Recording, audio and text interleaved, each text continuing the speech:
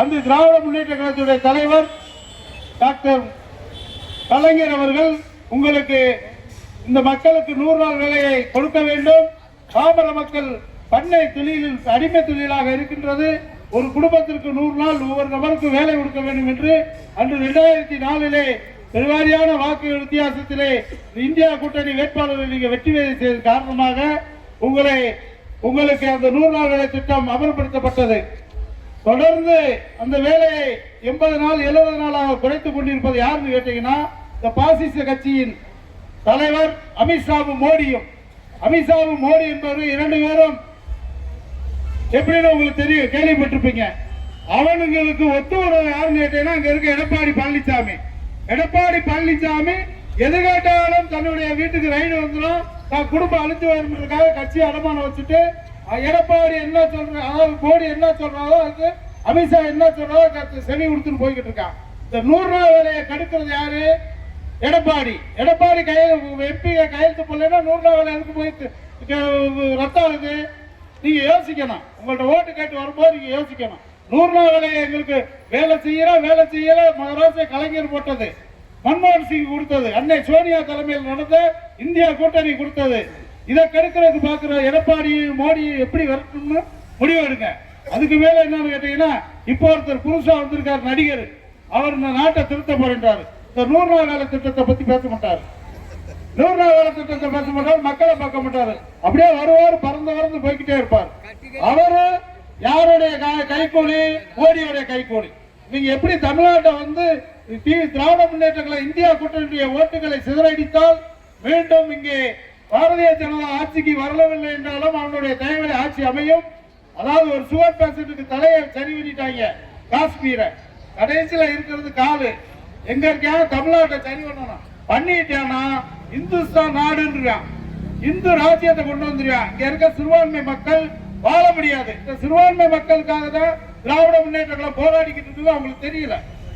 திராவிட முன்னேற்ற கழகம் மட்டுமல்ல, இடதுசாரிகள் கட்சியும் விடுதலை சிறுத்தைகளும் சங்க பரிவார அமைப்புகளை இரட்டி அடிப்பதற்கான குறிக்கோளோடு கொள்கையோடு இருக்கின்றது.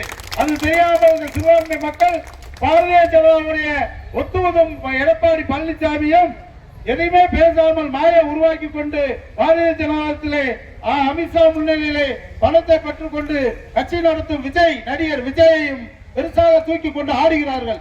அவர்கள் பாசிச ஆட்சியை கொண்டு வந்தார்கள் என்று சொன்னால் இந்தியாவிலே இருக்கின்ற மக்கள் சிறுபான்மை மக்களை அதாவது நிம்மதியாக வாழ முடியாது. மணிப்பூர்ல என்ன நடந்துச்சு, மத்திய பிரதேசத்தில் என்ன நடந்துச்சு, ஒடிசால எத்தனை கன்னியாஸ்திரிகளை கொண்டார்கள், எத்தனை சர்ச்சை இடித்தார்கள் என்பதை உங்களுக்கு தெரியாது. இங்கே எல்லாரும் சமமாக மனிதர்களாக மதிக்கப்படுவது என்ன என்று சொன்னீங்கன்னா திராவிட முன்னேற்ற கழகத்தின் கூட்டணியா இருக்கின்ற இந்தியா கூட்டணியிலே இடதுசாரி சிந்தனை உள்ளவர்கள் பலமாக இருப்பதனால் நீங்கள் நிம்மதியாக இருக்கின்றீர்கள்.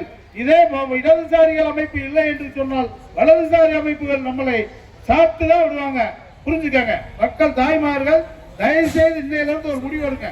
ஒவ்வொருத்தரும் 10 பேர்த்து சொல்லுங்க, இந்த 100 நாள் வேலையினால போறோம், வேலை பார்க்கல, பணம் என்னைக்கு ஏறுதோ அக்கௌண்ட்ல ஏறிடும், நீங்க செலவு பண்ணிக்கிட்டீங்க. இதை கொடுத்தது திராவிட முன்னேற்ற கழகத்துடைய தலைவர் கலைஞரும் அன்னை சோனியாவும். இதை முதல்ல தெரிஞ்சுக்கங்க. இந்தியா கூட்டணி அவங்க மட்டும் இல்ல, இந்தியா கூட்டணியில் இருக்க மார்க்சிஸ்ட் லெனினிஸ்ட் சேர்ந்தான். அன்னைக்கு 40க்கு 40 நாம நீங்க போட்ட வாக்குனால இந்த நாட்டில் இந்தியாவிலே மன்மோகன் சிங் பிரதமராக வந்தவுடன் முதல் டார்கெட் வச்சது யாரு? தலைவர் கலைஞர் அவர்கள். இப்பொழுது தளபதி ஸ்டாலின் அவர்கள் என்ன சொல்கிறார்? எந்த காலத்திலும் எந்த சூழ்நிலையும் முத்துவேல் கருணாநிதி ஸ்டாலின் அடிபணிய மாட்டார், அமித்ஷாவுக்கு அடிபணிய மாட்டார், மோடிக்கு அடிபட மாட்டார். என்னுடைய மக்களுக்கு, ஏழை மக்கள், பாமர மக்கள், இங்க இருக்கக்கூடிய ஒடுக்கப்பட்ட மக்கள், பிற்படுத்தப்பட்ட மக்கள், சிறுபான்மை மக்களுக்காக திராவிட முன்னேற்ற கழகம் எப்போதும் துணையாக நிற்கும் என்று பேசிக் கொண்டிருக்கின்றார்.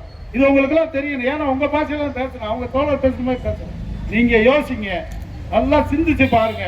இந்த மாசம் 1000 ரூபாய் கொடுக்கறது வந்து சில பேர் ஏழுதனமா பேசுறாங்க. இந்த 1000 ரூபாய் கூடுனா பரவாயில்ல, நாங்களாம் கோரிக்கை வச்சுக்கிட்டு இருக்கோம். மாசம் பெண்களுக்கு 1000 ரூபாய், ஒருத்தர் 2 பேருக்குன்னா வராம இருக்கு, அதுவும் கொடுக்க போறாங்க. மாசம் 1000 ரூபாய் மட்டும் இல்ல, இலவசம். உங்க பிள்ளைய காலையில பண்ணா காலை உணவு, நீங்க வீட்டுல இருந்து வேலைக்கு போயிட்டாலும் இல்லைனாலும் காலையில உணவு, மதிய உணவு. பிள்ளைய பஸ்ல போனா ஃப்ரீ, நீங்க பஸ்ல போறதுக்கு ஃப்ரீ. அது எஸ் அந்த ரூட்ல எல்லாம் பஸ் விட சொல்லி கேட்டுக்கிட்டு இருக்கோம். கிராமமா பஸ் போடணும்னு இருக்கோம். இது மாதிரி ஃப்ரீ பஸ் கொடுத்து அவங்க காசா கொடுக்குறேன். அவன் கொடுக்க வேண்டியதானே? அவன் ஆட்சியில இருந்து அவளை எடப்பாடி கொடுத்துருக்க வேண்டியதானே? மாசம் 1000 ரூபாய் கொடுத்துருக்க வேண்டியதானே? ஏன் மோடி அமித்ஷா கொடுக்க வேண்டியதானே? புரிஞ்சுக்காங்க. உங்களை வசைபாடி திசை திருப்பவருக்கு நடிகர்கள் ஒரு ஏ டீமா வச்சுக்கிட்டு பி டீமா பழனிசாமியை வச்சுக்கிட்டு எப்படி இந்த தமிழ்நாட்டில் சீரழிச்சு கொள்ளாம இந்த படிக்கிற பையங்க அங்கங்க அணில் குஞ்சுகள் அங்கங்க ஏறி விளையாடுற மாதிரி அவங்க ஆடு விளையாண்டுட்டு இருக்காங்க. நீங்க புரிஞ்சுக்கணும். தாய்மார்களும் பொதுமக்களும் முதல்ல புரிஞ்சுக்கங்க. எல்லா பேருமே மோடியுடைய கையாளுகள், அமித்ஷாவுடைய கையாளுகள் என்பதை தெரிந்து கொள்ளுங்கள். தாய்மார்களே, சிறுபான்மையுடைய மக்களுடைய கிராமத்திலே ஆர்ப்பாட்டம் வைத்திருக்கின்றோம். இங்க இருக்கும் மக்கள் யோசிச்சு பாருங்க.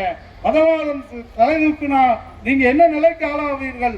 இங்க இருக்கக்கூடிய பிற்படுத்தப்பட்ட மக்கள், தாழ்த்தப்பட்ட மக்கள், சிறுபான்மை மக்கள் எவ்வளவு பாதிக்கப்படுவார் என்பதை நீங்க சிந்திக்க வேண்டும் என்று கூறி விடைபெறுகிறேன். நன்றி.